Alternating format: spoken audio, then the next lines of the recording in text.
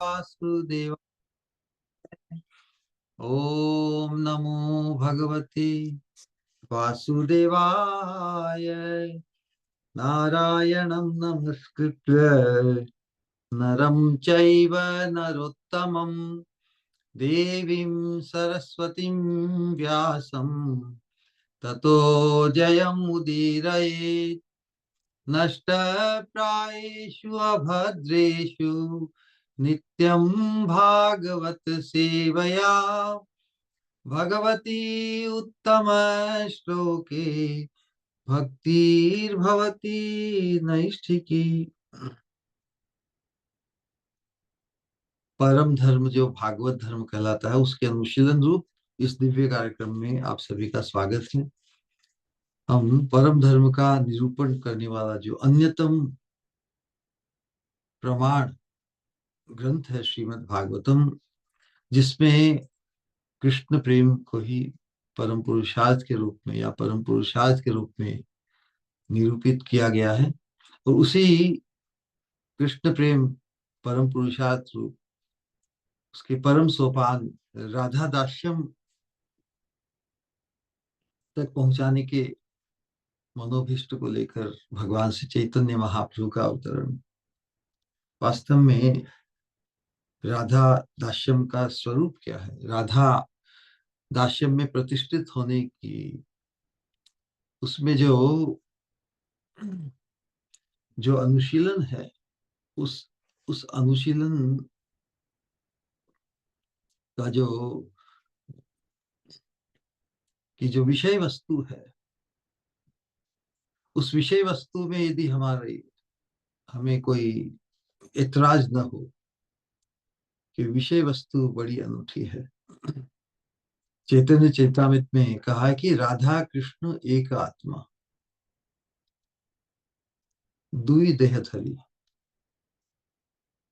भगवान एक युगल है, राधा कृष्ण रूप। तो युगल उनके साथ उनका व्यवहार क्या है कि राधा कृष्ण एक आत्मा दुई देहधरी, दो देह उन्होंने प्रकाशित किए, धारण किए हैं। और क्या करते कि अन्योन्य विल से एक दूसरे का परस्पर का उपभोग करते हुए, विलास विल से मतलब उपभोग करते हुए, अन्योन्य विल से प्रेम रस आस्वादन करी, वो प्रेम रस का आस्वादन करते हैं। दोनों ही रसरूप है,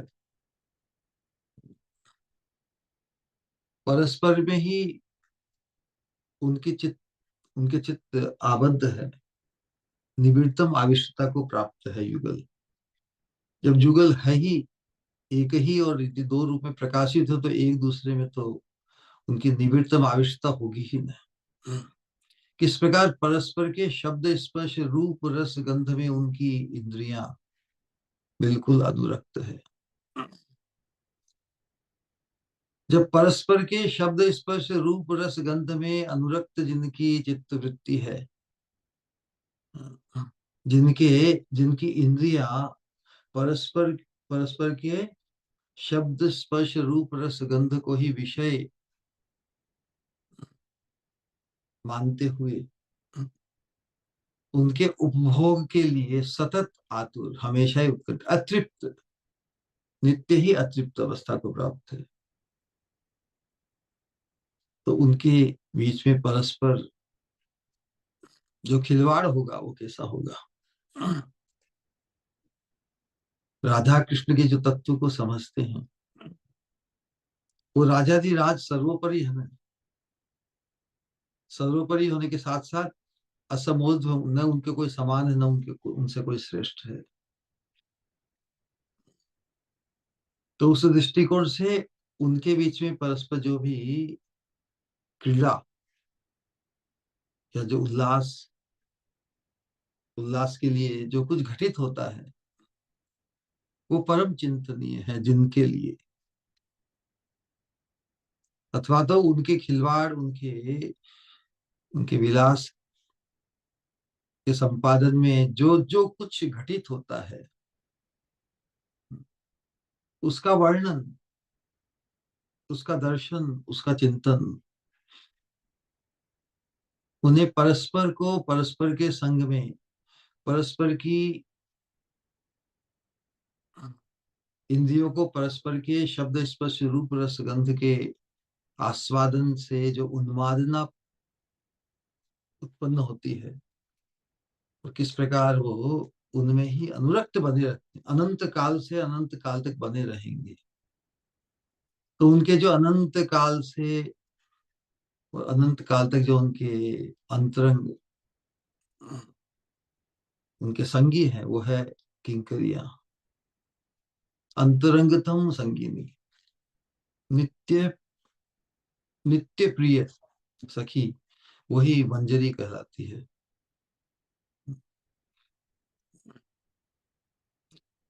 तो उस उनके सानिध्य में रहकर जो उनकी गतिविधि है, उनका जो परस्पर से सुख संपादित होता है, उस सुख में क्या हम सहमत हैं? क्या उनके सुख से हम दूर भागेंगे, या उनके सुख को पुष्ट करने के लिए उनका उत्साह वर्धन करेंगे? तो उनके परस्पर से सुखी होने का जो खिलवाड़ है, उसमें हमें कोई ऐतराज नहीं, कोई संकोच नहीं है। तभी तो हम उनके अंतरंग बन सकते हैं। वर्तमान में जो श्री श्री राधा रस सुधा निधि के माध्यम से मंजरी भाव की उपासना के अंतर्गत जितने भी पहलू हैं, जिनकी हमने कल्पना नहीं की होगी कभी, उन सभी का चिंतन, और वर्तमान में अ, राधा रानी की माधुरी का जो प्रभाव श्याम सुंदर पर, जो स्वयं मधुर मूर्ति है,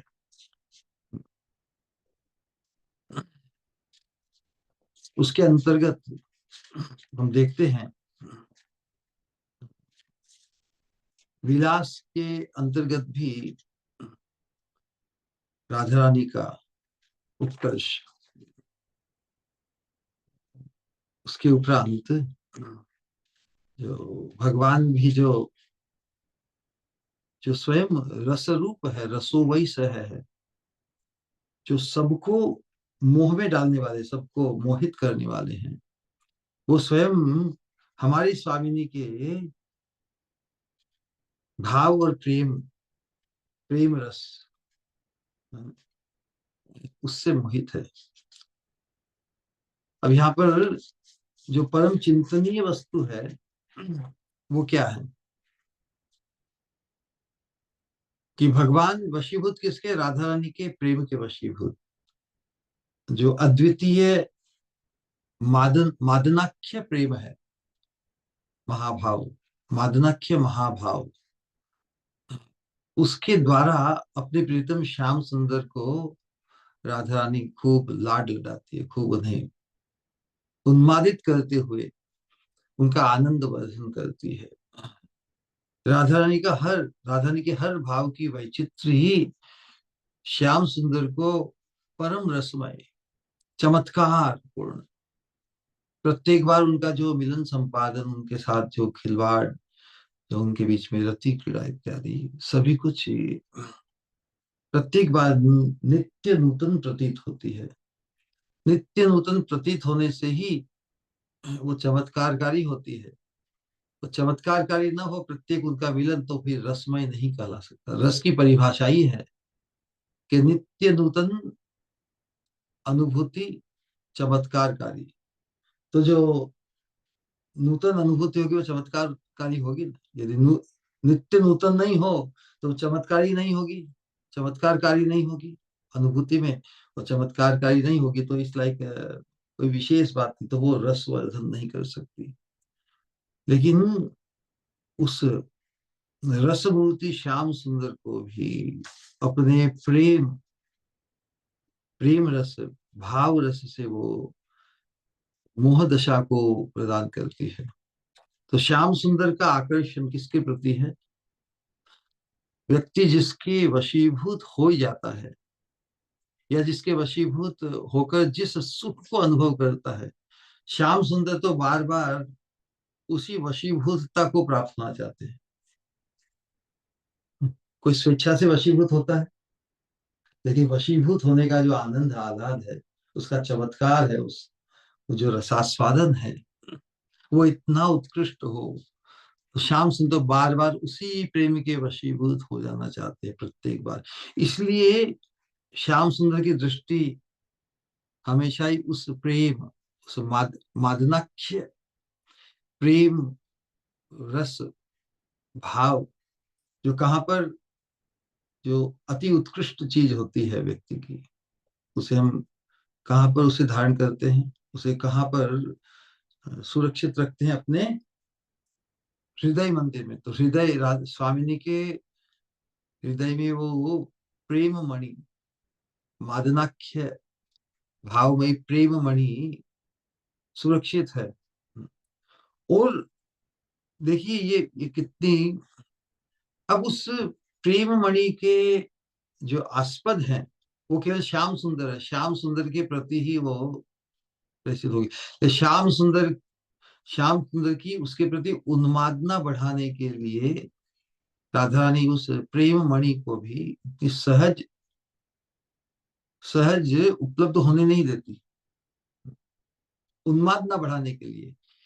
तो जो कुछ भी आवरण है, जो कुछ बाधा स्वामिनी की मान दशा, वाम्य दशा, ये सब अ, श्याम सुंदर को उनके हृदय मंदिर में या हृदय स्थल में जो प्रेम संपुट, जिस संदूक में वो प्रेम सुरक्षित रखा हुआ है, वहां तक पहुंचने के लिए वो अनेक प्रकार की बाधाएं उत्पन्न करती है। इसलिए हालांकि उस प्रेम संपुट में जो मणि है उसके आस्पद वो केवल श्याम सुंदर के लिए ही है, दूसरे दूसरे की तो वहां पर कोई पहुंच की संभावना ही नहीं। लेकिन श्याम सुंदर भी वहां तक पहुंचने के लिए, उसे पाने के लिए हमेशा बहुत आविष्ट रहते हैं, आतुर रहते हैं। तो उनकी आतुरता, उनके आवेश को और बढ़ाने के लिए स्वामिनी के हृदय मंडल पर ही जैसे उनके द्वि, है ना, जो स्वर्णमय, स्वर्ण पर्वतमय स्तन मंडल, स्तन द्वय विराजमान है।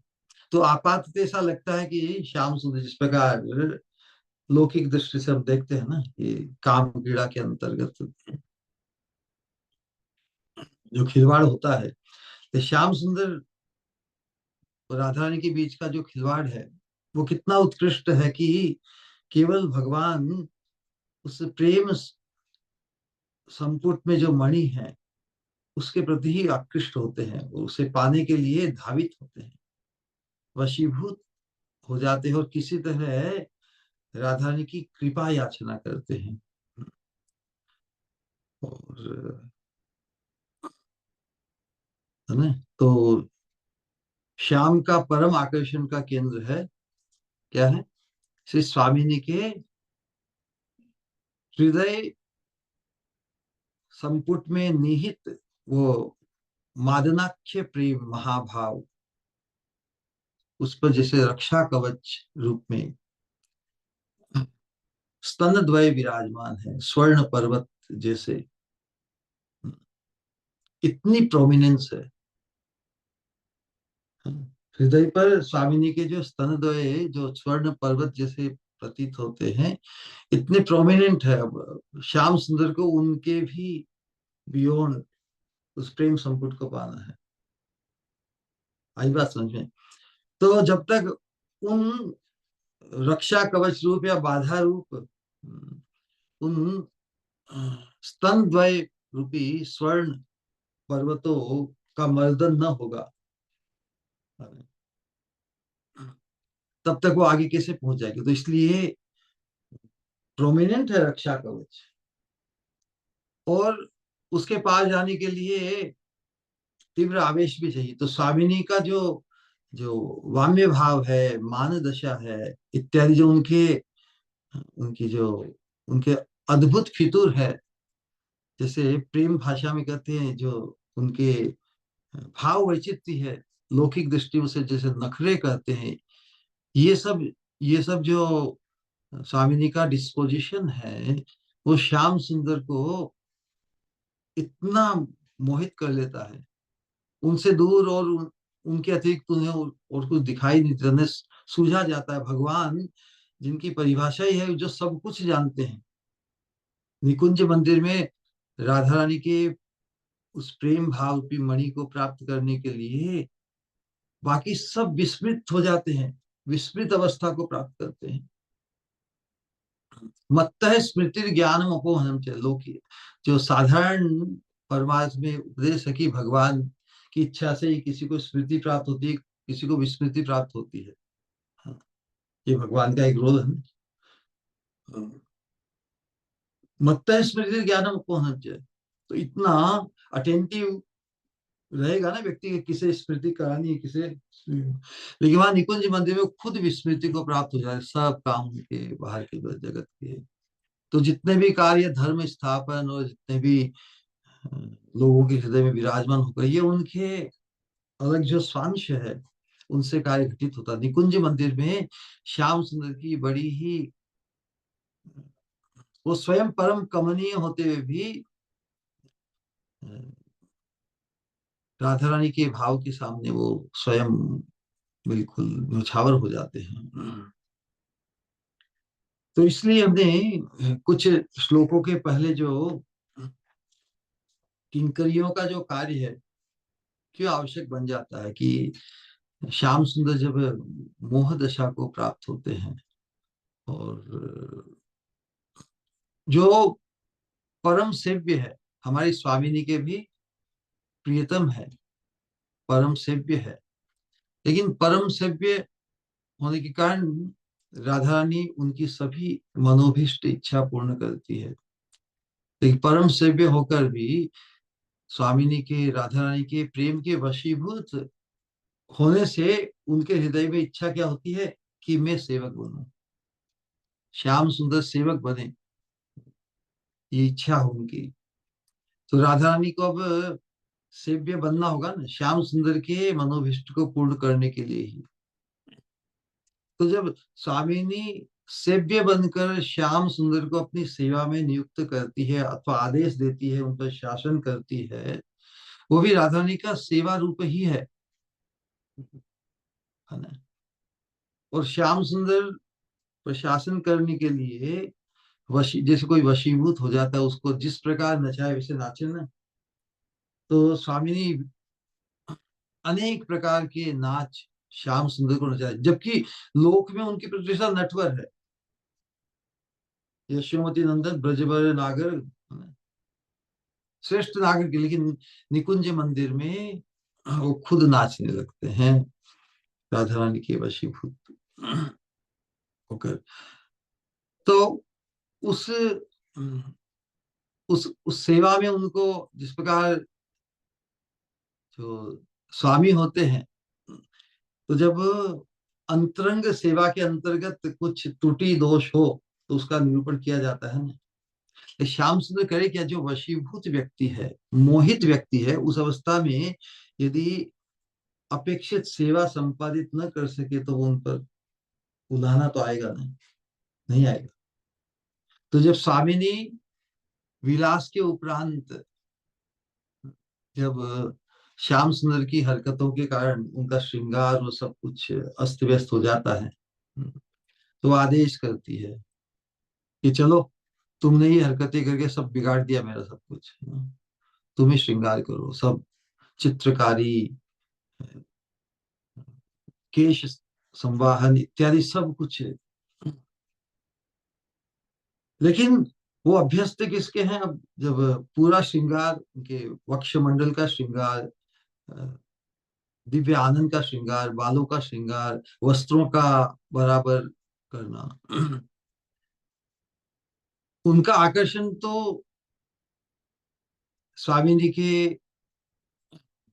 हृदय मंडल के ऊपर जो विराजमान है, स्तन मंडल, उनकी तरफ ही क्यों रहता है, क्योंकि उसके प्रति ही वो आकृष्ट है, क्योंकि छुपी हुई निधि तो उधर ही है। तो जब उन्हें श्रृंगार करने के लिए आदेश दिया जाता है, तो जो व्यक्ति अब, जो जिस वस्तु का मर्दन करने का ही अभ्यस्त है ना, रति क्रीड़ा के अंतर्गत, वो क्या उसका श्रृंगार करने में संतुलित रह सकता है? मर्दन करने के लिए तो परम आविष्ट आवेशपूर्ण जो कार्य करते हैं, उसी वस्तु का यदि श्रृंगार में तो बहुत सटल, बहुत सूक्ष्म विचार, उस संतुलन को जब खो देते हैं तो उनसे जिनकी आख्या, जिनकी महिमा परम समर्थ, सर्व समर्थ है, वो सर्व समर्थ भी बिल्कुल असमर्थ हो जाते हैं। उस अवस्था में राधा रानी है तो परम सेविका, लेकिन श्याम सुंदर की इच्छा को पूर्ण करने के लिए वो परम बॉस स्वामिनी बनकर वहां विराजमान है, और उलाहना देती है और कंप्लेन करती है कि किंकरी, इनसे नहीं होगा काम, इनको बस बिगाड़ना ही आता है सब कुछ। और अभी मेरी सखी आ जाएगी और सब मेरा उपवास करेगी, इन्हें क्या पड़ी है, इन्हें बाजू में कर तुम ही श्रृंगार करो। तो इस प्रकार की एक्सक्लूसिव सेवा का सौभाग्य जिन किंकरियों को प्राप्त है, उस सौभाग्य के प्रति हमारी दृष्टि को, दृष्टि में दृष्टि गोचर बनाया महाप्रभु ने। किंकरियां उसी दृष्टिकोण से फिर, क्योंकि वो साक्षात साक्षी है। निकुंज मंदिर में जो भी हरकतें होती है युगल के बीच में, कभी श्याम सुंदर बस स्वामिनी परस्पर को उकसाने के लिए प्रत्याघात करते, प्रत्याघात अर्थात प्रति आपेक्ष आक्षेप करते हैं। जैसे सखियों को तो मालूम नहीं, तब वो सही है कि गलत, कौन इसका निर्धारण करे। स्वामिनी के ऊपर जब गलत आक्षेप होता है तो स्वामिनी तो अपनी भ्रिकुटी को टेढ़ी करके नजर से करती, तो श्याम सुंदर बिल्कुल वहां पे, और राधा ने अपने भंगिमा से ही बता देते कि झूठ झूठ कर रहे हैं सब। भले ही सखियों ने देखा नहीं, इसलिए सखियां बोलते कि भाई तुम्हें हरकतों से तो ये मालूम पड़ रहा कि आ, तुम्हारी अवस्था इतनी शक्तिशाली नहीं, तुम तो अपना संतुलन खो रहे हो उनकी कटाक्षपात से ही। लेकिन किंकरी को सब विदित है क्या हरकत उनकी हुई, संतुलन खोए हुए रहते हैं थोड़ी सी श्रृंगार की सेवा करने में भी।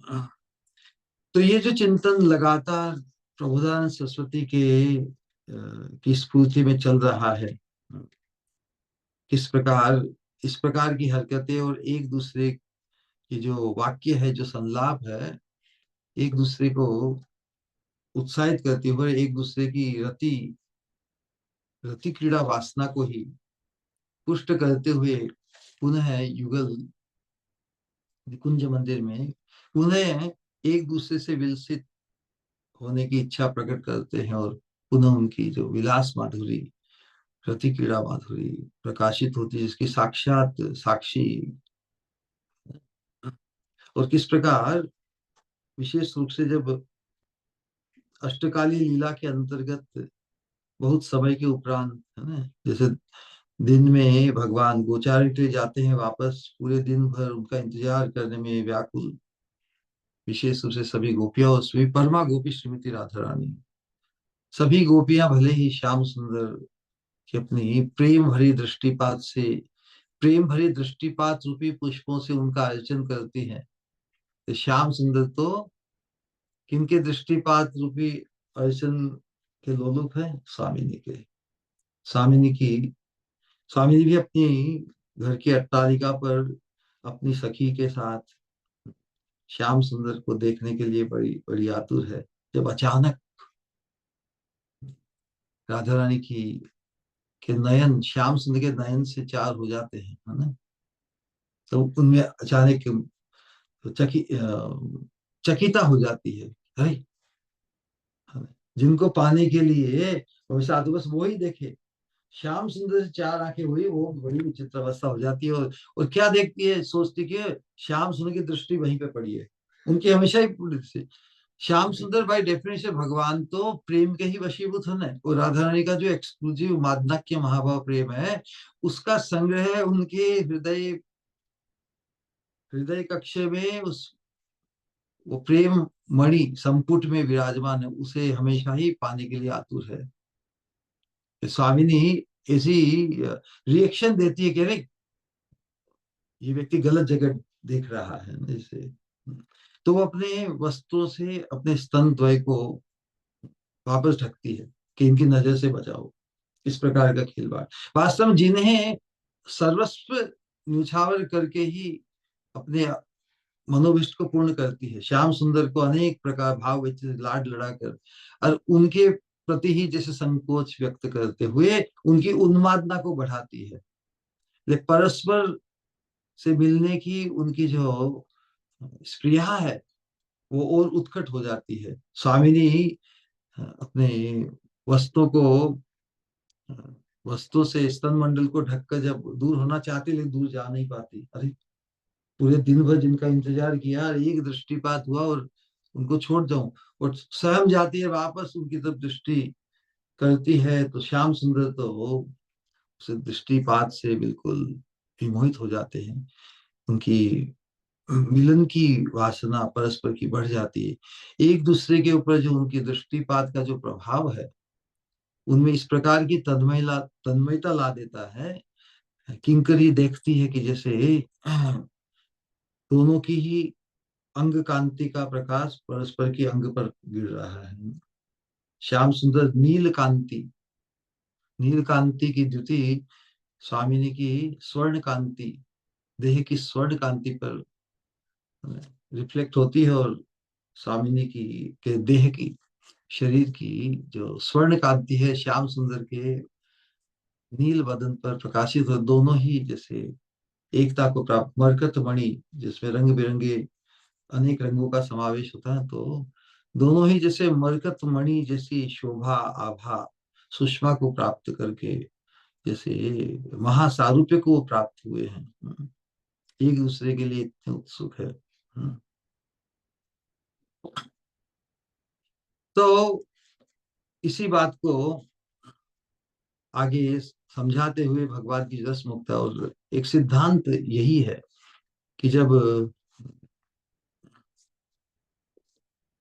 राधा रानी की माधुरी का प्रभाव ये विशेष है, ऐसा नहीं कि श्याम सुंदर की माधुरी का प्रकाश स्वामिनी पर नहीं है। दोनों का प्रभाव परस्पर है। और किंकरी देखती है, लेकिन किंकरी is in a position to do विश्लेषण, इसका प्रभाव किस पे पड़ता है।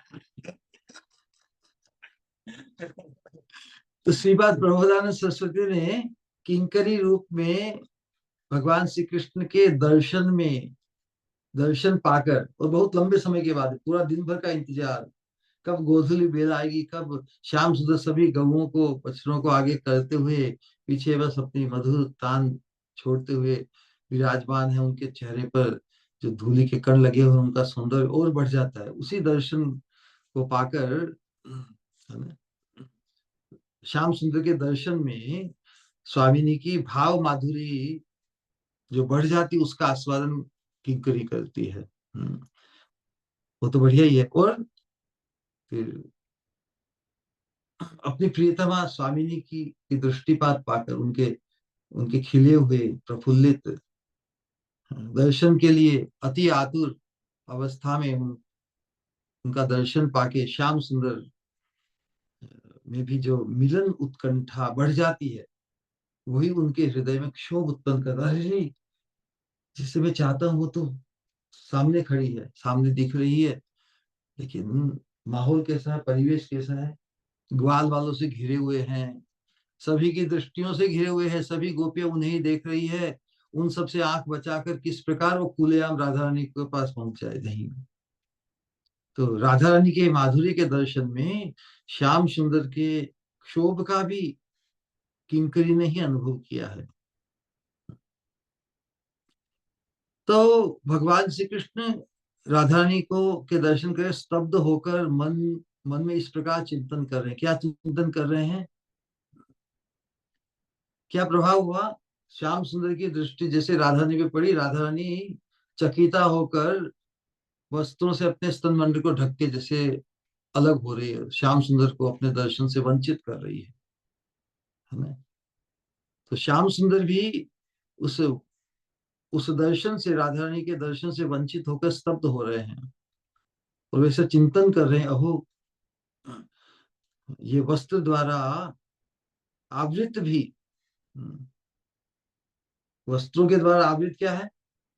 स्तन मंडल के वक्षो, राधा रानी के वस्त्रों द्वारा आवृत समुन्नत जो वक्षोज हैं, मुझे तो उन्मादित किए कर रहे हैं। ये सोच किसके? श्याम सुंदर की। और इस सोच को भाप लेती है किंकरी। तो हम इस राधा दास्यम, इस अनुशीलन में, इस मंजरी भाव की उपासना में हमें बस यही ध्यान रखना है कि हम मंजरी के अनुगत है, उसके साथ हैं। तो मंजरी जैसा सोचती है, जैसा दर्शन करती है, जैसा वो चिंतन करती है, ये सब हमारे लिए परम आस्वाद्य है। हम भी मंजरी के आनुगत्य को अंगीकार करते हो, हम भी मंजरी भाव में ही आपन्न हो जाएंगे। तभी इस अनुशीलन में हम के प्रति न्याय कर सकेंगे। मंजरी के अतिरिक्त हम अपने आप को और कुछ भी माने तो हम उस संकोच को पा जाएंगे। हम सोचेंगे अरे ऐसी चिंता करनी चाहिए, लेकिन किंकरियों की तो यही चिंता है। तो हम अपने आप से पूछे कि हम वास्तव में किंकरी का जो अधिकतम जो सौभाग्य है, उस सौभाग्य को हम अपना सौभाग्य बनाना चाहते हैं। तो किंकरी श्याम सुंदर की इस चिंता को भाप रही है। जो श्याम सुंदर सोच रहे हैं कि अरे इसकी, इनकी तो जो वस्त्रों से ढके हुए वक्षोज भी मुझे तो उन्मादित किए जा रहे हैं, लेकिन मैं क्या करूं? मेरी अवस्था बड़ी विचित्र है। मेरे साथ तो कितने सखागण हैं, और समस्त ब्रज गोपियों के नेत्र भी मेरी ओर लगे हुए हैं, और मैं उन्माद अवस्था को प्राप्त हो रहा हूं। अभी तक तो राधा रानी से केवल एक बार झलक मिली है, आंखों से आंख मिली है। उस अवस्था में यदि वो भ्रिकुटी टेढ़ी करके मुझ पर कटाक्ष बाण छोड़ दे तो मेरी अवस्था क्या होगी? मैं तो कहीं का नहीं रहूंगा। इस प्रकार की उत्प्रेक्षा किंकरी कर रही है श्याम सुंदर की अवस्था को देखकर। है कि नहीं? ये एक्सक्लूसिव सौभाग्य। इस प्रकार की उत्प्रेक्षा किंकरी के अलावा कौन कर सकती है? कि वो साक्षात देख रही है परस्पर का, परस्पर के ऊपर प्रभाव जो पड़ रहा है। हम्म, तो क्या होगा मेरी अवस्था? हम्म, तो मेरे प्राण तो विद्ध हो जाएंगे। तो यदि ऐसा वो कर देती है, क्योंकि मैं तो आतुर हूँ पुनः उसकी तरफ, उसकी नजर से नजर मिले उस समय, यदि वो भ्रिकुटी टेढ़ी करके कटाक्ष करेगी तो मैं तो कहीं का नहीं रहूंगा। फिर जाने क्या होगा। हम्म? ऐसी उत्प्रेक्षा, ऐसी स्थिति, मन स्थिति श्याम सुंदर की है, जिसका निरूपण किंकरी कर रही है। बिल्कुल सही है ना? ये ये उसी के अधिकार में है। तो भगवान वास्तव में राधा रानी के विशुद्ध प्रेम के वशीभूत है इसमें। तो उन्हीं का आनंद वर्धन है। कब कोई व्यक्ति किसी के वशीभूत हो जाता है, तो आनंद किसे मिलता है? आनंद तो जो वशीभूत करता है उसके शासन में आ जाता है ना। हम जिस पर शासन करके आनंद पाते हैं, लेकिन जो शासित होकर जो आनंद पाता है, वो तो अनुभव श्याम सुंदर को ही है। इसीलिए हमारी स्वामिनी राधा रानी के कटाक्ष बाण का इतना प्रभाव जिन पर पड़ता है। किन पर पड़ता है? जो स्वयं आनंद विग्रह है, आनंद समुद्र है। आनंद समुद्र को भी राधा रानी का जो भाव प्रवाह है, भाव भाव की जो वैचित्री है, वो आंदोलित कर देती है सागर को, रस सागर को, आनंद सागर को। हम्म, तो उसका कितना प्रभाव होगा? सागर तो अपने आप में ही भारी भरकम होता है ना। सागर जैसे भारी भरकम वस्तु को आंदोलित कर दे, उसमें सुनामी ले आए, उसका संतुलन नष्ट कर दे। जैसे कहते हैं सागर अपनी सीमा में ही रहता है, सागर जो प्राय सीमा में रहता है उसे सीमा पार करा दे। तो उस पवन में, उस झंझावत हवा में कितना, कितनी ताकत होगी। तो राधा रानी के प्रेम प्रवाह का प्राबल्य कितना है, उसका परिचय उसी से होता है कि उसके प्रभाव में कौन कौन आ जाता है। उसके प्रभाव से जो आनंद सागर, भारी भरकम वस्तु भगवान श्री कृष्ण है, वो भी आंदोलित हो जाते हैं। तो इससे हम हमारी स्वामिनी के का जो प्रेम भाव है, मादनाक्य महाभाव, उसका कितना जबरदस्त प्रभाव है। तो भगवान जब उसके प्रभाव में आकर रस मोहता को प्राप्त हो जाते हैं ना,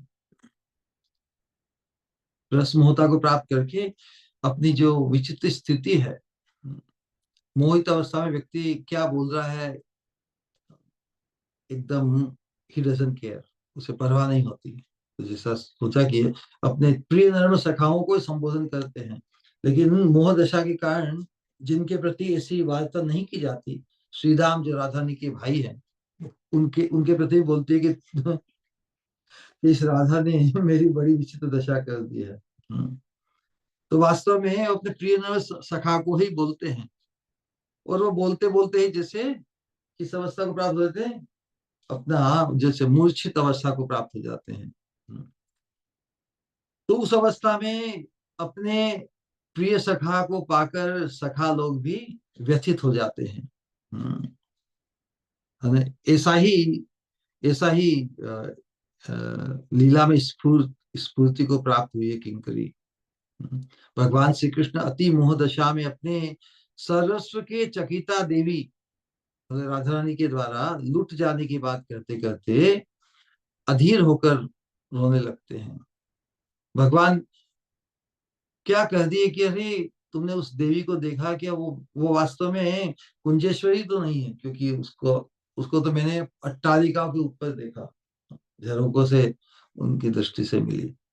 तो कैसी बहकी बहकी बातें करते हैं।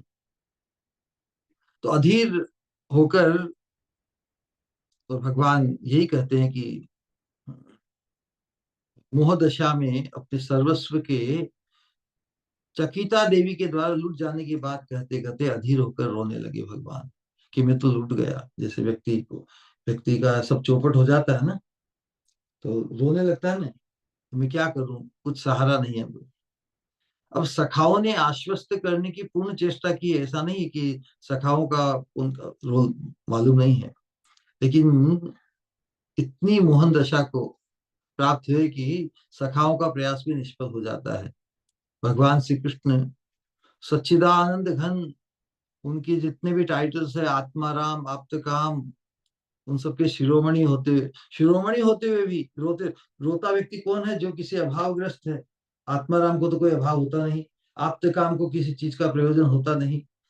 तो यहाँ पर उनकी असलियत, जो उनकी जो रियल औकात है, वो सामने प्रकट हो जाती है। तो ये अवस्था का चित्रण, इस अवस्था में श्याम सुंदर को दर्शन कौन करता, जो राधा रानी की परम अंतरंग होगी। तो महाप्रभु हमें उस सौभाग्य को हमारे लिए प्रस्तुत किए हैं, और इसीलिए उनके पार्षदों ने मंजरी भाव को ही, उसी मंजरी भाव में अपने आप को प्रतिष्ठित, तो उसी भाव से प्रसूत अनुभूत उद्गार, जो उपदेश जो निकले, हम सबके लिए परम ग्राह्य है, परम अनुशीलनीय है, परम चिंतनीय है, एक तरह से परम अनुकरणीय भी है। क्योंकि कोई चीज इतनी श्रेष्ठ हो, हम्म, कोई चीज इतनी श्रेष्ठ हो और वांछनीय हो, लेकिन प्राप्त नहीं है, तो उसका अनुकरण करने में क्या दोष हो सकता है। संसार में व्यक्ति जब किसी का अनुकरण करता है, नकलखोर, हम्म, उसमें दोष माना गया है ना, क्योंकि वो अधिकृत नहीं है। तो इस मंजरी भाव की उपासना में हमारे आचार्यों ने हमारे लिए अपने भावों को, अपने अनुभवों को, उद्गारों को, उपदेशों को छोड़ दिए हैं। वो हमें हूबहू प्राप्त अपने लिए करना है। जो उद्गार वो व्यक्त करते हैं, जो अपेक्षा, जो आकांक्षा, जो स्पृहा वो करते हैं, वो की वो स्पृहा हमारी भी बनानी है। इसलिए उसका बार बार अनुशीलन करना, हमें अपनी ओर से कल्पना कल्पना करने की कोई आवश्यकता नहीं है। है ना? तो सखा श्याम सुंदर अपने प्रिय बंधु को इस प्रकार जो पृथ्वी पर लोटपोट कर रही उस अवस्था में देखकर बड़े दुखी हो जाते हैं, अति व्याकुल हो उठे हैं।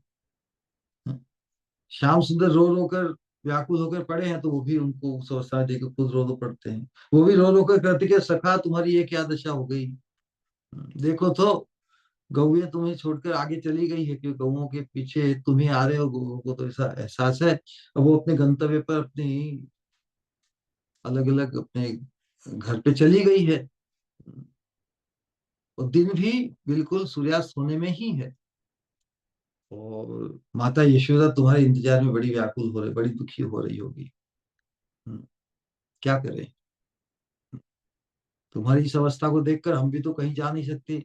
हम भी किम कर्तव्य विमूढ़ हो रहे हैं, कहीं जा भी नहीं सकते तुम्हें छोड़कर। भैया स्टक, आप तो मोहित, जैसे कोई मोह दशा को प्राप्त होकर स्टक हो जाता है ना, नो मूवमेंट। तो तुम्हारे तुम्हारे नो मूवमेंट से हम भी नो मूवमेंट हो गए हैं, हम भी स्टक हो गए हैं। तो कम से कम अपनी माता का तो विचार करो। हैं? तुम्हें नहीं पाएगी, तुम्हें समय पर तो किसी अनिष्ट की चिंता करेगी माता यशोदा। सही बात है, तो उनका तो विचार करो। हाँ, तुम रोते ही जा रहे हो। कुछ मुख से बोलो भी तो। मोह दशा को प्राप्त करके रोता ही जाता है, उसे अपनी समस्या का समाधान भी भूल जाता है। पहले जब थोड़ा भान होता है कि भाई, पहले तो कहा ना कि इस इस सखी ने, इस राधा ने, इस गोपी ने तुम्हारे मित्र की ऐसी विचित्र हालत कर दी है। जिसने हालत बिगाड़ी है, वो यदि अपनी हरकतों से बाज आवे तो मेरी हालत ठीक हो सकती है। लेकिन उसकी तो कोई संभावना नहीं। इसलिए मोह दशा को पाकर अब और कोई उपाय नहीं देखकर, और बस रोते ही जा रहे हैं, मुख से कुछ बोल नहीं रहे हैं। पृथ्वी पर, भूमि पर जो आंसू गिरते हुए जो भूमि को, मिट्टी को पंकिल बनाए जा रहे हैं। तो जब ऐसी अवस्था श्याम सुंदर की देख के सखा लोग सोचते हैं कि क्या अ, ये प्राण धारण कर पाएंगे, है ना। श्याम सुंदर जैसे निष्प्राण होते जा रहे हैं, तो आशा छूट जाती है ना। कोई पृथ्वी पर लोटपोट कर रहा है ना, अचानक कोई ऐसी ऐसी विचित्र पीड़ा हृदय में या होती है, वो व्यक्ति लोटपोट करने लगता है एकदम, जैसे हिलता होता है एकदम, फिर हिलना बिल्कुल छूट जाता है, उसके प्राण निकल जाते हैं, उस प्रकार की। तो प्राणों की आशा भी सखाओं ने त्याग दी। अतः क्या करे, अपने सखा को ही बोलते हैं कि भाई तुम शीघ्र उठो, हम सब ब्रजवासियों की प्राण की रक्षा करो। तुम यदि प्राण त्याग दोगे, उससे तो सबके प्राण, किसी के भी प्राण नहीं रहेंगे, इसलिए तुम प्राण त्याग नहीं कर सकते। सखाओं का कहने का आशय है कि तुम यदि प्राण त्याग दोगे तो सब प्राणहीन हो जाएंगे, इसलिए you can not do this. तुम शीघ्र उठो, हम सब ब्रजवासियों के प्राणों की रक्षा करो। इस प्रकार प्रबोधानंद सरस्वती श्याम सुंदर की सी मोह दशा में उनके ग्वाल बाल संगियों, प्रिय नर्म सखाओं की जो जो चेष्टा है, उसको व्यक्त कर रहे हैं। और उस अवस्था में जब व्याकुल अवस्था में सखागण भी लगे हुए हैं ना, तो अब इस विकट परिस्थिति हो गई। अब इस विकट परिस्थिति की सुलह कौन लाएगा। हाँ, प्रिय नर सखा भी बिल्कुल अ, कोई उसका प्रभाव नहीं, प्रभावहीन है अपने प्रयास में। तो और उधर राधानी की भी अवस्था कैसी है। श्याम सुंदर को तो इस अवस्था में देखकर जब स्फूर्ति विराम हुआ, पुनः जब स्फूर्ति प्राप्त हुई, देखते कि राधानी की भी वही अवस्था है। राधा ने भी श्याम सुंदर के विरह में व्याकुल अवस्था को प्राप्त है। दोनों का उपाय तो एक दूसरे को मिलाने से ही है ना। तो यही कहना है कि अब इस विकट परिस्थिति की सुलह रूप उपाय किसके पास है। किंकरी ही किसी प्रकार, है ना, किस प्रकार वो प्रस्तुत करती है उस सुलह को, उसकी जो उस दक्षता, उसकी जो दूरदर्शिता है, आज के चिंतन में, आज के श्लोक में प्रकाशित होगी। बहुत अद्भुत है। जहां पर और किसी से बात नहीं बनती, सखियां तो अवेलेबल है नहीं, उनके बस की बात ही नहीं। न श्याम सुंदर के हाथ में सुलह है, वो तो खुद मोह दशा को प्राप्त है, और मोह दशा को प्रदान करने वाली स्वामिनी वो वैसे ही अपने ही भाव विचित्र से अपने आप को संकुचित किए, है ना, वंचित किए, खुद ही वंचित हो रही है। श्याम सुंदर स्थगित हो गए हैं, उधर वो स्थगित हो गई है। अब जो इम्पैस आ गया दोनों तरफ से, इम्पैस बोले एक प्रकार का भारी रुकावट आ गई है ना। तो किस दक्षता से और दूरदर्शिता को प्रकाशित करती है किंकरी, उसका अनुशीलन आज, आज के अनुशीलन के अंतर्गत वही किंकरी का जो रोल है, किंकरी का जो पार्ट, उसको प्रकाशित करके, जैसे एक पंथ दो काज है ना, एक पंथ दो काज, वहां उन्हें अपनी स्वामिनी को भी सुख सुकून देना है, और श्याम सुंदर को भी सुख सुकून देना है। तो किस दक्षता से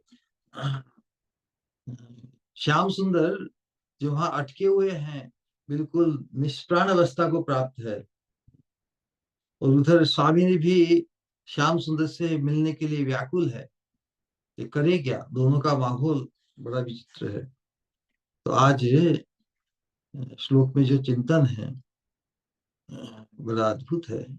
श्लोक संख्या 230, जहाँ पे कहा है, नासाग्रे नवमौक्तिकं सुरुचिरं स्वर्णोज्ज्वलं बिभ्रति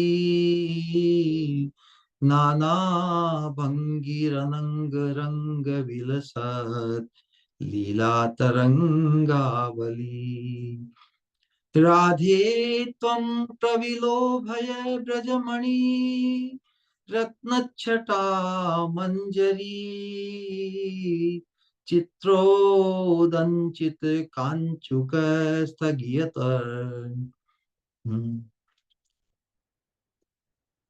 चित्रोदञ्चित कञ्चुक स्थगितयोर् वक्षोजयो शोभया।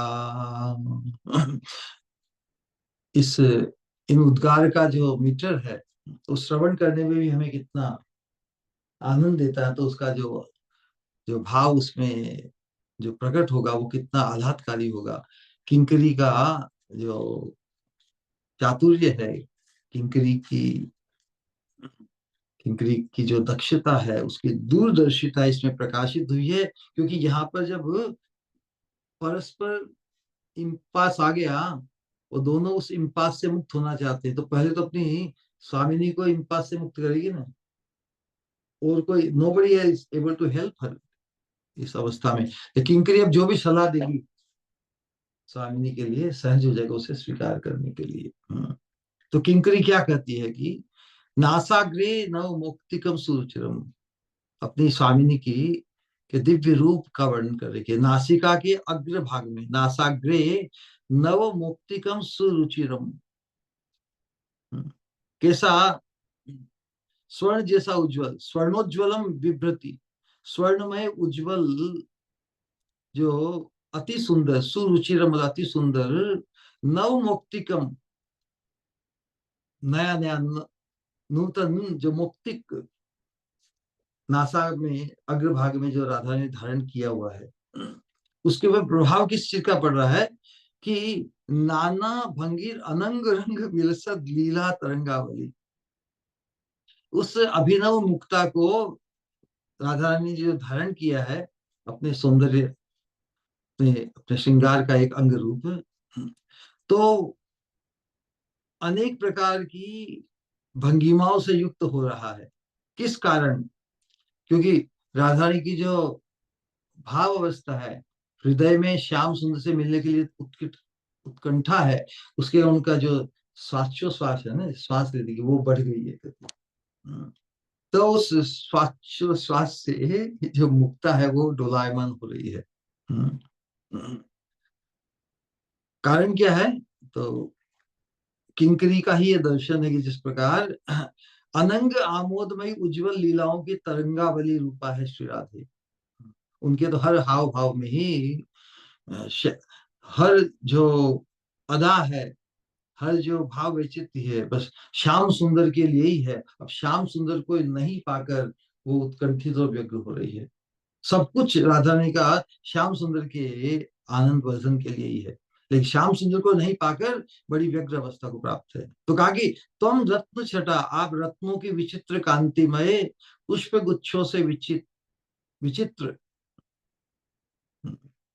आप वास्तव में श्याम सुंदर को अपनी ओर आकृष्ट करना चाहती हो ना। अभी तक तो सब एकदम स्टेग्नेशन को प्राप्त हो गया, तो अब हे स्वामिनी, आप पुष्प गुच्छों से, पुष्प गुच्छों गुच्छों से चित्रित, मतलब चित्रकारी जो राधा रानी के स्तन मंडल पर सखियों ने मंजूरी लिखी है, उस कंचुकी में छिपाए हुए वक्षोज अपने स्तन युगल की शोभा से ब्रजमणि, मतलब भगवान श्री कृष्ण को प्रविलोभ है, भली भांति प्रलुब्ध कीजिए, मतलब उनके प्रति इस कैसी दक्षता से अपनी स्वामी को मना रही है कि जो जिसका अभिष्ट है, श्याम सुंदर को तुमने वंचित किया है, उनकी दृष्टि जिधर लगी हुई है उसको तो तुमने अपने वस्त्रों से आवृत करके उन्हें वंचित कर दिया। तो अब जैसी उनकी अवस्था हो रही है, तुम्हारी व्यवस्था कोई इतनी श्लाघनीय प्रशंसनीय या कोई उन्माद तो है नहीं। तो तुम ही एक हरकत से दो काम कर सकते हो, है ना। श्याम सुंदर के प्रति उसका थोड़ा, उस दिशा को, हम नहीं कहते बार बार जब दिशा बदल जाती है तो जो गंतव्य है उसकी दशा भी बदल जाती है। तो उसी प्रकार किंकरी कह रही कि हे स्वामिनी, श्याम सुंदर के प्रति इस प्रकार थोड़ी मुड़ जाओ कि बक्षोस मंडल की कुछ आभा, कुछ श्याम सुंदर के लिए परम दर्शनीय बनकर उनको जो मोह मूर्छा से मुक्त करके तुम्हारे लिए की जो अनुकूलता है वो प्रकाशित हो जाएगी, और थोड़े समय के बाद में संकेत स्थान पर तुम्हारा मधुर मिलन संपादित होगा। ये जो उत्प्रेक्षा, इस प्रकार का जो चिंतन किंकरियों का है, ये परम चिंतनीय है। किंकरी हुए बिना, अपने आप को किंकरी माने हुए हम इस अनुशीलन को के प्रति न्याय नहीं कर सकेंगे। तो यहाँ पर जो रहस्यमय प्रार्थना किंकरी की जो अपने स्वामिनी के प्रति हुई है, उसको थोड़ा विस्तार से वर्णन करते हैं पिछले श्लोक में, जहां पर स्फूर्ति ने विराम पाया। जो उत्तर गोष्ठ लीला अर्थात जब भगवान गोचरण करके शाम के समय गौधन के साथ उनको आगे कर बंसी बजाते हुए और सभी के आतुर दृष्टि से पूजित होते हुए, लेकिन वो स्वयं भी राधा रानी की नयन चक्षु, नयन दृष्टि से मिलना चाहते हैं ना, उनको ढूंढ रहे हैं। तो इस प्रकार की अ, अद्भुत, परस्पर को आकृष्ट करने वाली, परस्पर में मोहित करने वाले युगल के रूप गुण लीला माधुरी की जो निबिड़ अनुभूति किंकरी ने प्राप्त की, है ना। तो और पिछले श्लोक में हमने जो वाचा कि राधा रानी के कटाक्ष से विमोहित नागर की अवस्था पर सखाओं की जो शोकोक्ति का उद्गार व्यक्त हुआ, सखाओं के प्राण स्पर्शी दुखमय वचनों, आयत वचनों से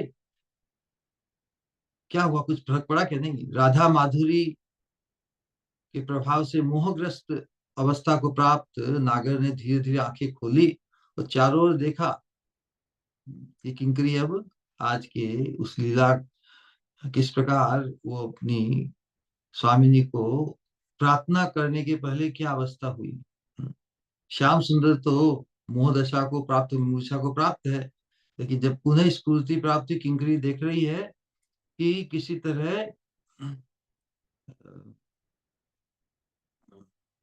धीरे धीरे उन्होंने अपने सखा की जो अवस्था थी वो पुनः जागृत हो गए हैं, मतलब आंखें खोली है, चारों ओर देखा कि सभी सखा आसपास बैठकर दुख व्यक्त कर रहे हैं।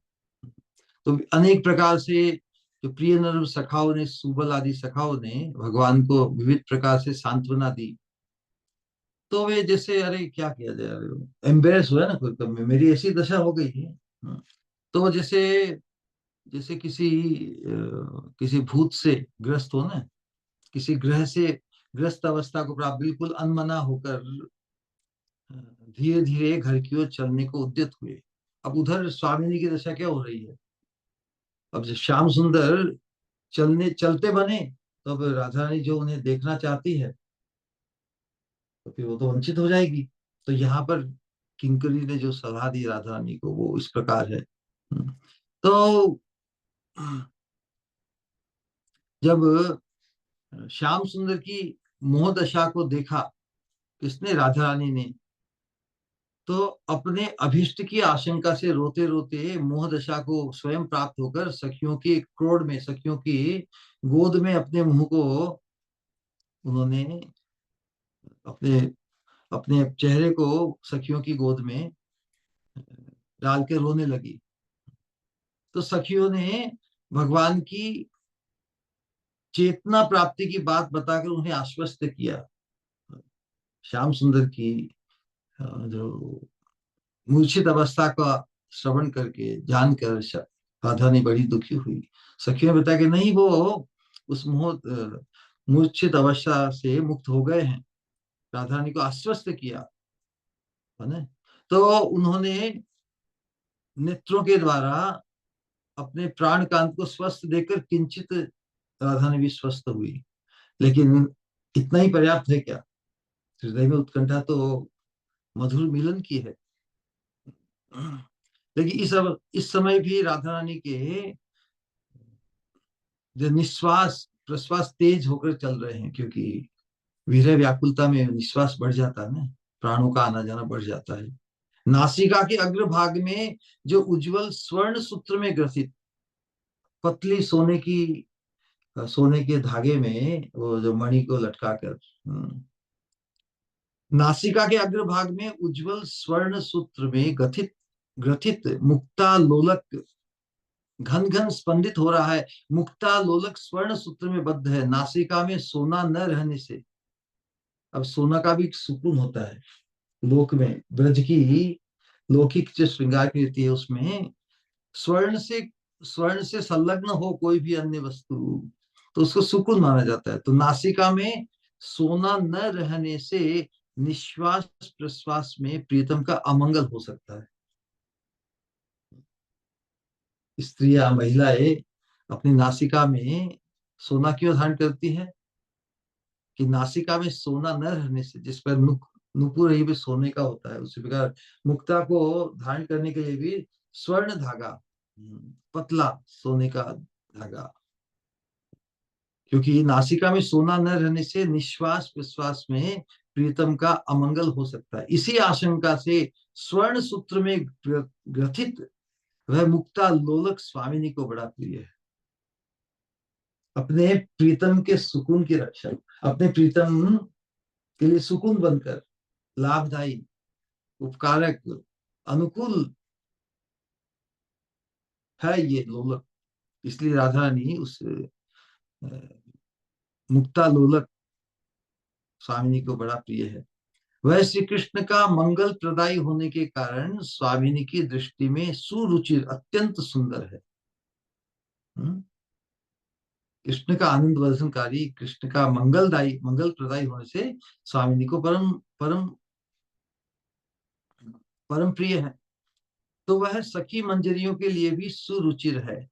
इस प्रकार कारण वह महाभाव की नासिका में स्थान प्राप्त कर कृष्ण अनुराग के श्वास प्रश्वास से निरंतर स्पंदित होकर महाभावमय हो गया है। महाभावमय राधा रानी, और राधा रानी की तो प्रत्येक वस्तु, उनका श्वासोश्वास भी महाभाव से रंजित है। वो जो कुछ भी महाभाव से रंजित है ना, महाभाव से रंजित है। इसीलिए तो, और वो महाभाव किसके कारण है, कृष्ण अनुराग के कारण, ये ध्यान रखना है। भगवान के प्रति ऐसा अनुराग है,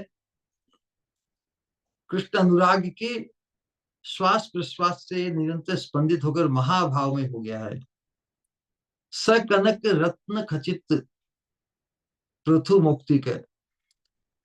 शास्त्र में इसके बारे में जो रेफरेंस दिया है, कृष्णदास कविराज गोस्वामी ने गोविंद लीलामृत में क्या वर्णन किया है, वहां बताते कि राधाया नयनांजना धर रुचा व्याप्तम नु गुंजायते नासा मौक्तिकम एतद इति अविदुषाम काव्यम ममैतद मतम शश्वत कृष्ण विराजी विराजी रागी हृदय श्वासा श्वासानिलैर् भावितम तत्तद वर्णतयाशु तत् परिणतम तेषाम ही तत्तद गुण ही। क्या कह रहे हैं कविराज गोस्वामी कि जैसे गुंजा फल होता है ना, वन में जो फल फूल होते हैं गुंजा, उसका श्रृंगार भगवान, जो वनमाली भगवान कहते हैं ना कि भगवान वन के इन पुष्पों से और गुंजों से श्रृंगार करते हैं। तो जैसे गुंजा फल, जिसे घुंघची कहते हैं, गुंजा फल एक और रक्तवर्ण और दूसरी ओर कृष्ण वर्ण होता है। मानते किसे कहते हैं? वो जो हम गांव में देखते थे कि महिलाएं जो अ, खेलती थी ना, वो लाल एक थोड़ा आधा लाल आधा काला, वो उनको मिट्टी में छुपा के उसके तीन भाग करते हैं, कौन से भाग जो इसको सिलेक्ट करना है। देखा है वो खेल कभी? जो घुंगुची, उसको क्या कहते हैं राजस्थानी में? किसी को मालूम हो क्या कहते हैं उसे, जो खेलते थे ना मिट्टी में छुपोकर? एनीवे, तो एक और रक्त वर्ण और दूसरी ओर कृष्ण वर्ण होता है। वैसे ही श्री राधा की नासिका में स्थित मौक्तिक नयन अंजन और अधर कांति से गुंजा जैसा हो गया। कितनी बढ़िया उत्प्रेक्षा है राधा रानी की नासिका। वो तो श्वेत वर्ण है, तो उसमें जो मुक्ता है, मुक्तिक है, नयन अंजन, नयन अंजन मतलब श्याम वर्ण, श्याम वर्ण का उस पर प्रकाश होता है, रिफ्लेक्शन आता है उस मुक्ता मुक्ता पर। और अधर कांति रक्तवर्ण है, दोनों की कांति से रंजित होकर वो जो मुक्ता मुक्तक है, वो गुंजा जैसा हो गया है। गुंजा का आधा भाग काला होता है, आधा लाल होता है।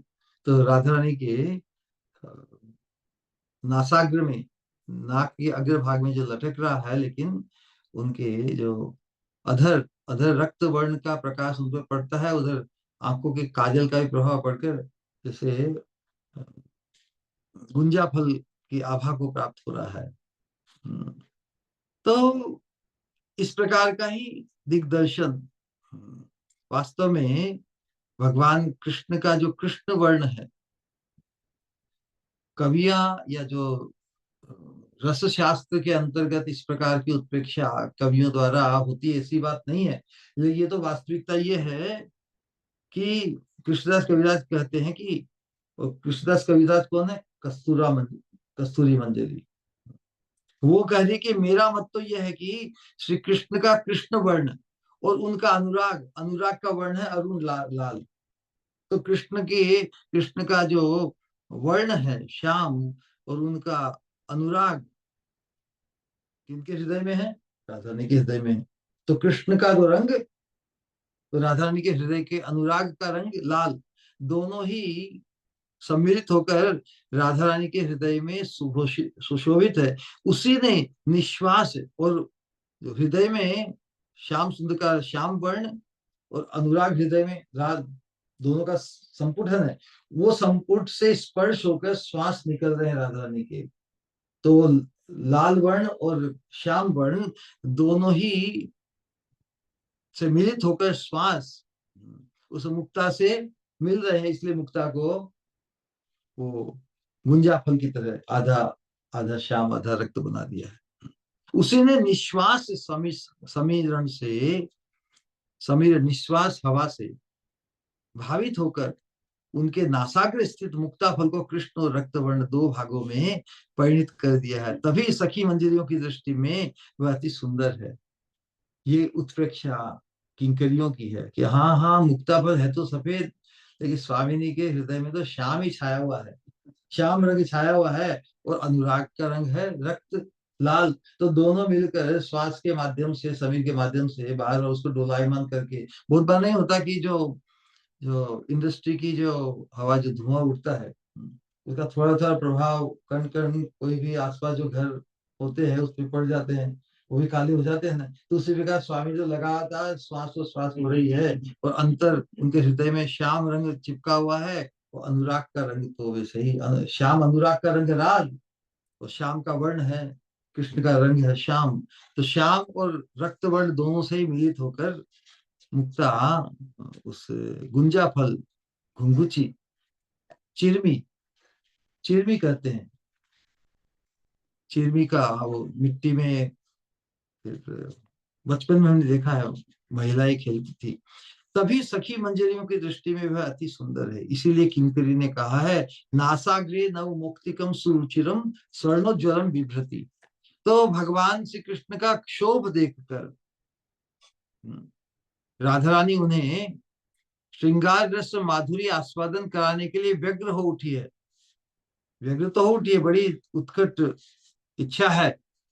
उनकी अंग भंगिमा में अनंग रंग की विचित्र लीला रंगे प्रकट हो रही है। भगवान कृष्ण का क्षोभ देखकर, देखिए कितना बढ़िया चित्रण है, भगवान श्री कृष्ण का क्षोभ देखकर श्रीमती राधा रानी उन्हें श्रृंगार रस माधुरी आस्वादन कराने के लिए व्यग्र हो उठी है, लेकिन श्याम सुंदर जो राधा रानी देने के लिए व्यग्र है, उसे ग्रहण करने के लिए तैयार नहीं है, उस अवस्था में नहीं है उसे ग्रहण कर सके। उनकी अंग भंगिमा में अनंग रंग की विचित्र लीला तरंगे प्रकट हो रही है राधा रानी की, राधा रानी की अंग भंगिमा में, और जितनी आतुर व्यग्र हो रही है, तो अनंग रंग की विचित्र लीला तरंगे प्रकट हो रही है।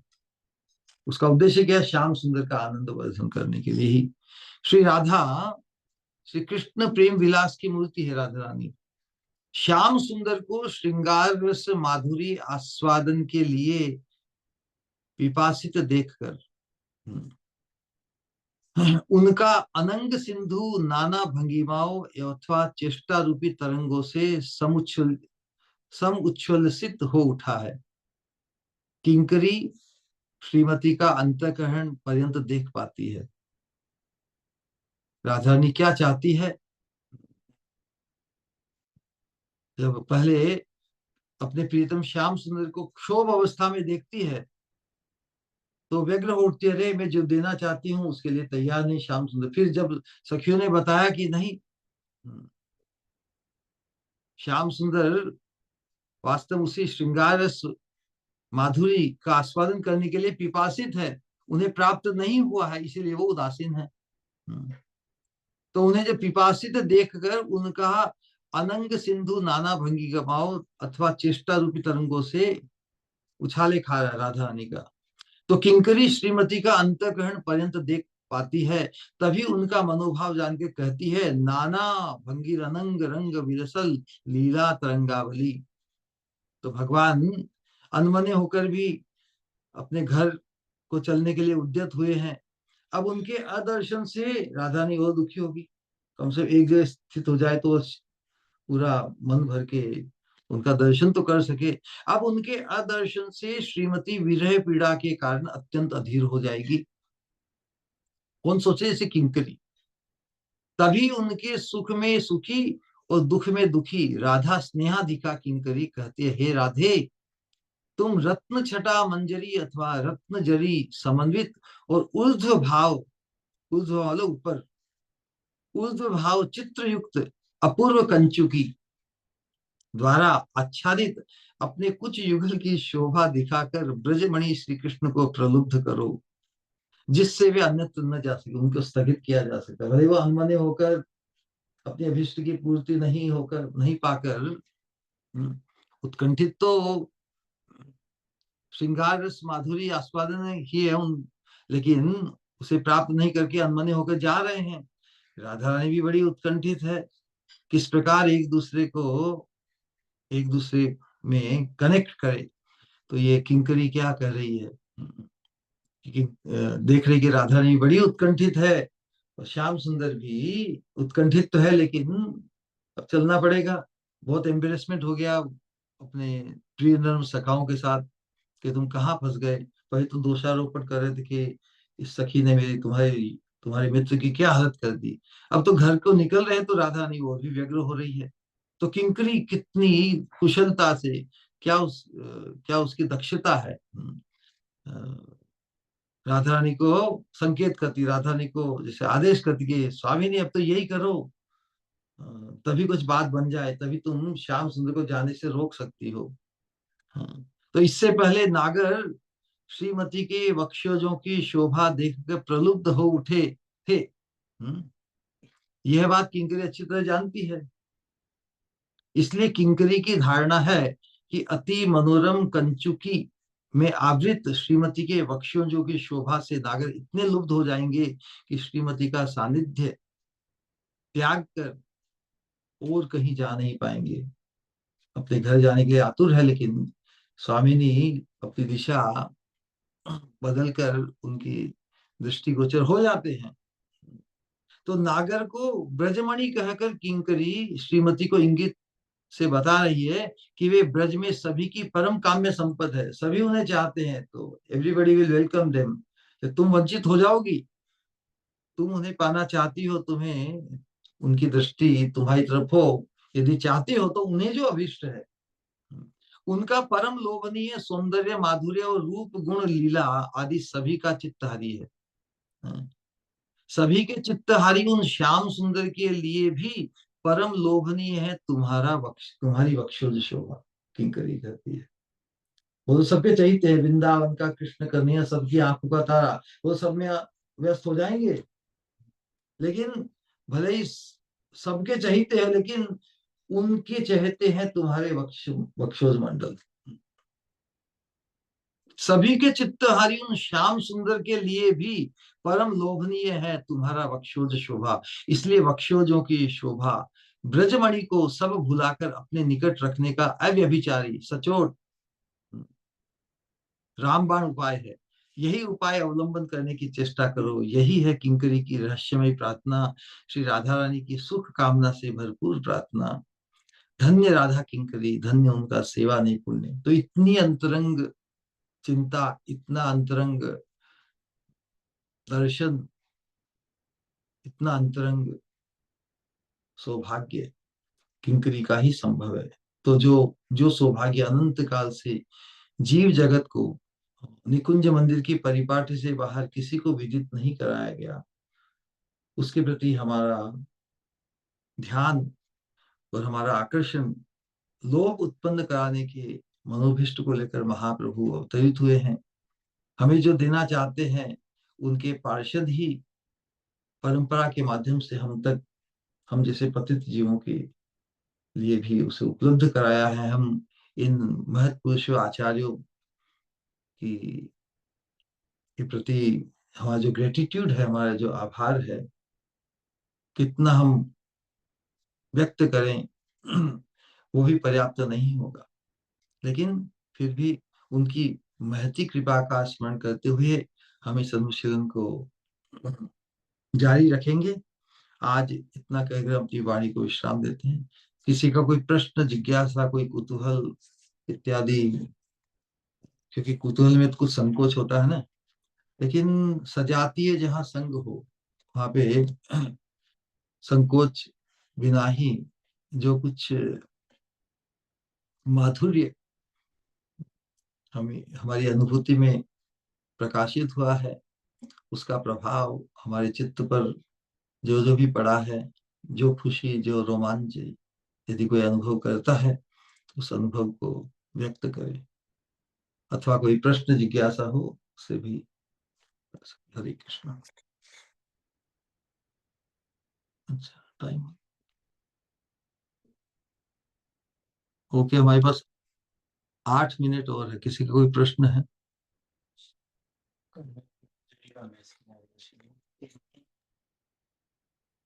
हाँ, चीरमी वही।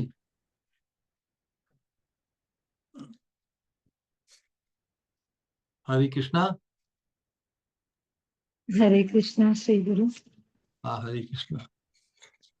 प्रणाम। आपका सत्संग एकदम मंत्र मुग्ध कर देने वाला, प्रेम कृपा शीतल जल, धूप में बरसने वाली औरों की बारिश के जैसा लगता है श्री गुरु। धन्य धन्य कर देते आप हमें। अम, अभी हाल ही में मतलब मैं चैतन्य चरितमृत का मध्य लीला का सेकंड द्वितीय अध्याय पढ़ रही थी। तो उसमें जो राधा रानी विलाप कर रही थी श्याम सुंदर के लिए, और जो भी काफी सारी बात आप बताते हैं उसमें से, लेकिन जब वो अध्याय पढ़ रही थी ना, मैं सच में कंफ्यूज हो गई थी कि मतलब श्याम सुंदर इतने प्रिय है तो कैसे कोई उनको प्रेम नहीं कर सकता है।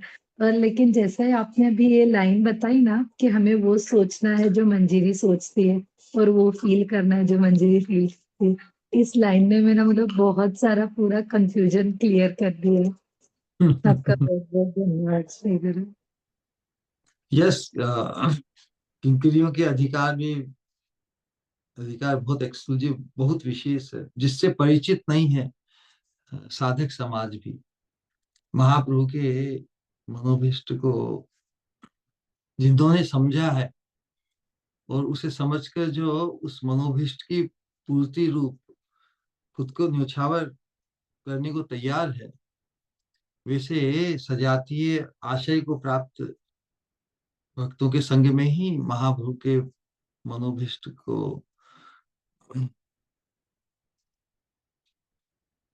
को हम स्वीकार कर सकते हैं। अन्यथा तो अ, सुन के भी, जान के भी हम अपना खुद का अवगाहन, खुद को आगे नहीं ला सकते, क्योंकि संकोच रहता है ना। क्योंकि बहुत ही नई वस्तु है, और प्रायः सभी इससे वंचित है, बड़ी अनूठी है। इसलिए सजातीय संघ में ही अ, हम इसको पुष्ट कर सकते हैं, इस भाव को पुष्ट कर सकते हैं। तो हमें भी अपनी सोच को, अपनी चिंता को मंजरी जैसा ही करना है। बाकी लोक में अलग अलग स्तर, अलग अलग भाव पर, अ, लेकिन ये भावोल्लास सतीमय किंकरियों का भाव बड़ा अनूठा है, और वही हमारे लिए है। दूसरे भाव का अधिकार नहीं है हमारा, है ना। जो हमारी क्षमता है, जो हमारा स्वरूप है, उसके अंतर्गत जो हाईएस्ट सौभाग्य है, वो किंकरी रूप से ही है। ऑलराइट। जी श्री गुरु, जैसा अभी आपने बताया कि कृष्णदास कविराज गोस्वामी भी कस्तूरी मंजीरी है, तो इस तरह से चैतन्य महाप्रभु के साथ में अनेक जन थे। फिर कोई कोई उनको वात्सल्य रस में भी प्रीति करते थे। तो क्या उन लोग मतलब फिर मंजरी भाव को थोड़ी प्राप्त करे होंगे ना, ऐसा नहीं है क्या? अब जो जो पार्षद अपनी नित्य निष्ठा और स्वरूप को प्राप्त है, उनका भी उनका भी स्थान है ना। जो अपने भाव में और स्वरूप में निष्ठ है, जैसे उद्धव जी निष्ठ है, लेकिन उद्धव जी ने भी गोपियों के सौभाग्य की महिमा गाई ना। ये गोपी उद्धव जी भी निकुंज मंदिर में जिन किंकरियों संगिनियों का जो सौभाग्य है, उसकी चिंता तक अभी नहीं पहुंचे। वो तो गोपियों की जो दिव्य उन्माद अवस्था को देखकर ही बड़े हतप्रद हो गए हैं। तो यही बात है। महाप्रभु के जो पार्षद है, सब ठीक है, लेकिन महाप्रभु तो पूरे जगत को, पूरे जगत को धन्य करने के लिए आए ना। तो महाप्रभु अपनी तरफ से तो जहाँ पर सबका अधिकार है ना, परम अधिकार को देंगे ना। भले वात्सल्य, सख्य इत्यादि रस है अवश्य, कुछ कुछ वहां भी अटक जाएंगे, नो डाउट। उसमें कोई दोष तो नहीं ना। हमें कहाँ अटकना है ये नक्की करना है, हमें कहाँ सेटल होना है वो व्यक्तिगत है। सबकी जिम्मेदारी हम नहीं ले सकते ना। अरे अपने आसपास के इर्द गिर्द पास में रहने वाले पास पड़ोसियों की भी की गारंटी हम नहीं ले सकते। हम देना चाहें तो भी वो नहीं ले। लेकिन महाप्रभु देना यही चाहते हैं कि महाप्रभु ने क्रमशः है जिस जिस वस्तु को, जिस सौभाग्य को श्रेष्ठ माना है, उसका निरूपण किया है, उसका अनुभव भी किया है, और कहा जीवो, तुम्हें यदि मेरे साथ ही संलग्न होना है तो इस भाव से संलग्न हो। महाप्रभु इसी भाव को, मंजरी भाव को ही देने आए हैं। बाकी लेकिन कोई वो जगह कहीं अटक जाए तो उनकी इच्छा। हम्म, है ना। वो भी कम नहीं है, लेकिन जब श्रेष्ठतम मंजरी भाव है तो why should be settle, why should we, why should you, why should I settle for anything less. बस यही इसका समाधान है। ऑलराइट। दूसरों की कहा, किसकी किसकी चिंता करेंगे हम? अरे कहीं तो अटके, ठीक है। हरे कृष्ण। धन्यवाद। हरे।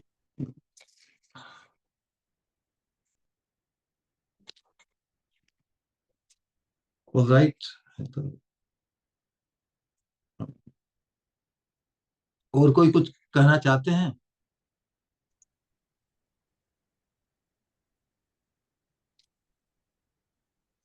प्रणाम श्री गुरु, हरे कृष्णा। हरे कृष्णा। श्री स्वामी निवृत्ति।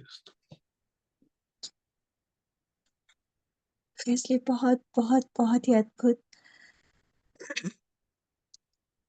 अब तो अद्भुत शब्द भी ऐसा लगता है कि बहुत कम है, पर और कोई शब्द अद्भुत और अनुपम के सिवा कोई शब्द और समझ नहीं आता कहने को। पर सही मायनों में आपने सही कहा कि जो निकुंज मंदिर तक ही जो सीमित रहती है, जो अद्भुत भाव और जो लीलाएं राधा श्याम की, वो वो इन महापुरुषों के जरिए हमें आज ये सौभाग्य मिला कि हम श्रवण कर पा रहे। पर उन्होंने लिखा दिया, पर केवल और केवल आप ही की वजह से ये हमारे कर्ण तक पहुंच रहे हैं। वरना ये सब बातें सिर्फ एक स्टोरी बनकर ही रह जाती कि कहीं एक हाँ शायद ऐसा कुछ है या इस तरह का। लेकिन सही मायनों में इसमें कितनी मिठास और क्या क्या छुपा हुआ है, उसका एहसास तो हर एक दिन आप करवाते हो। मानो जैसे कोई हम एक एक पन्ना पलटते हैं बुक का, और उसमें ना जाने कितने रहस्य हर पन्ने में खुलता है। जब कोई मिस्ट्री स्टोरी हम पढ़ते हैं तो एक एक जैसे कोई बाहर आता है। बाहर से तो वो ऐसा लगता है कि हाँ वो इसी तरीका का माहौल है, सब कुछ वैसा है। लेकिन उन्हीं में से कुछ एक ऐसा छुपा हुआ रहता है जो हर बार नवीन बनकर बाहर बाहर आता है, और वो सीधा क्लिक करता है। तो उसी तरीके से मानो वही बैकग्राउंड, उसी तरीका का वो एहसास, पर उसमें भी हर बार एक नवीनता का एहसास आप लेकर आते हो।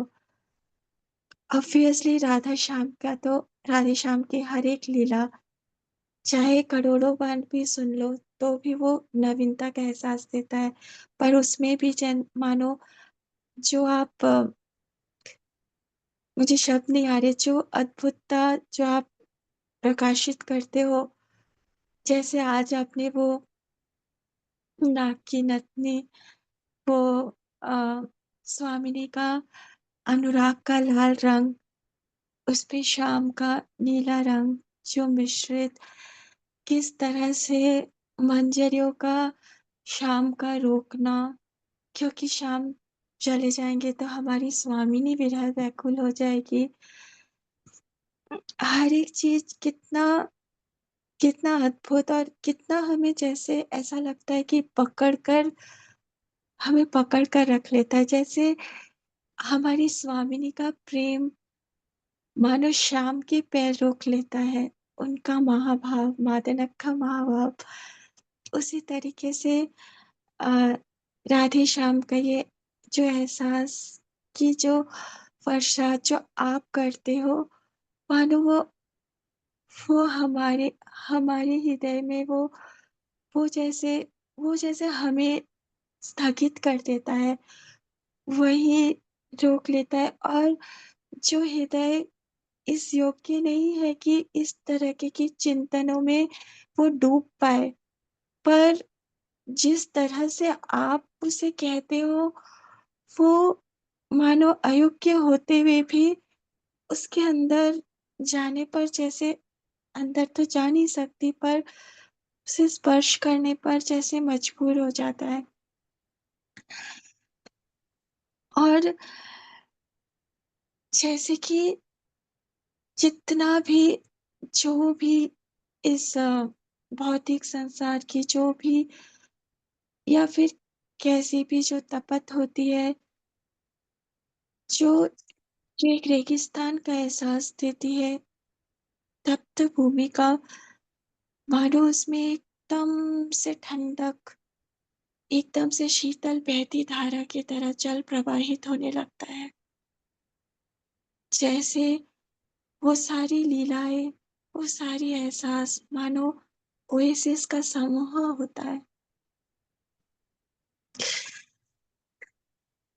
मंजरियों का सौभाग्य, ये कहना तो बहुत आसान है कि आपने हमें मंजरियों का सौभाग्य दिया, या हम मंजरी है जो आपने, पर सही मायनों में मंजरियों का सौभाग्य तो इतना अनुपम है कि हम उसके योग्य है ही नहीं, एटलीस्ट मैं।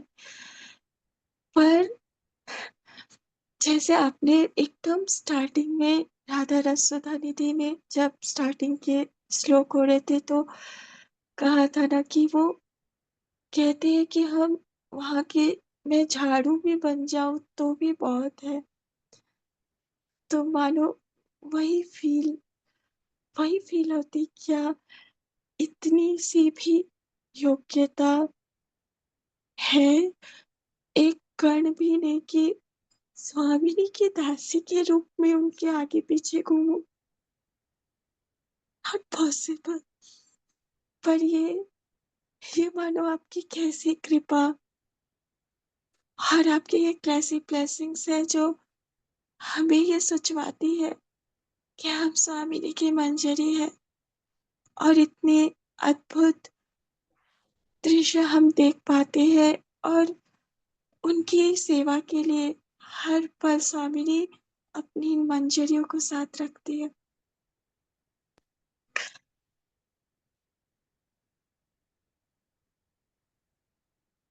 एक मानो एकदम जैसे होता है ना, मोबाइल फोन कोई, या फिर कुछ भी मटेरियल चीज, और उसमें से जब लिविंग थिंग्स के पास हम ट्रांसफर होते हैं, तो एक कैसा बहुत सारा डिफरेंस होता है, कि बिल्कुल मटेरियल चीज जिसमें कोई सांस नहीं है, जिसमें कोई सांस का आवागमन नहीं है, और दूसरी तरफ लिविंग, उससे भी कहीं ज्यादा अंतर, जो हम इस मटेरियल, इस भौतिक जगत में जो लाइफ हम जीते हैं, और जिस लाइफ की ओर आप हमें हमारा डेस्टिनेशन बना के हमारा डेस्टिनेशन बना रहे हो। जैसे कोई, ये एक तरह का नॉन लिविंग है, और हमें आप वो लिविंग की तरफ ले जाना चाह रहे हो। अगर कहना चाहो तो ऐसा लगता है कि इसका कोई अंत ही नहीं है, जितना भी कहूँ उतना ही कम है। फिर भी इस अद्भुत, इस अनुपम सौभाग्य के लिए, हमारे चिंतन को वहां तक पहुंचाने के लिए, एटलीस्ट उस लेवल को टच करने के लिए, धन्यवाद शब्द इज नेवर एवर सफिशिएंट। पर फिर भी आपका कोटि कोटि धन्यवाद श्री गुरु। प्रणाम। हरे कृष्ण।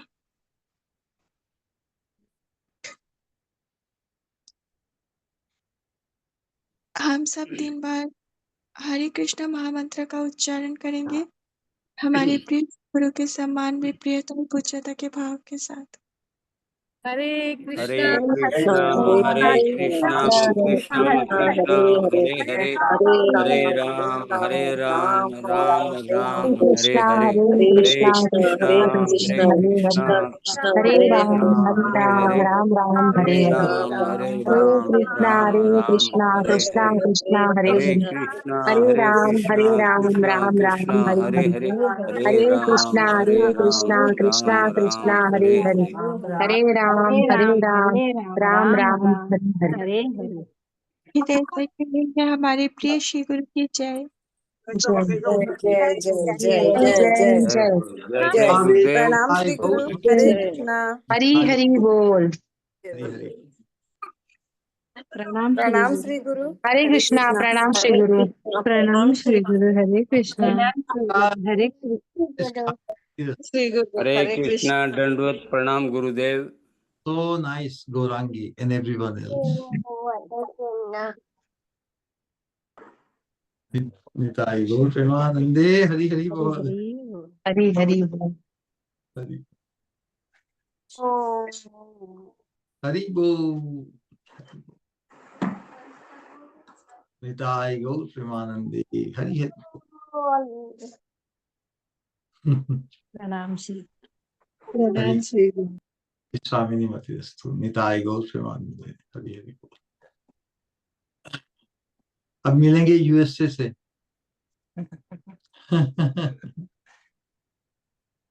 गौर प्रेमानंदी हरि। चलिए।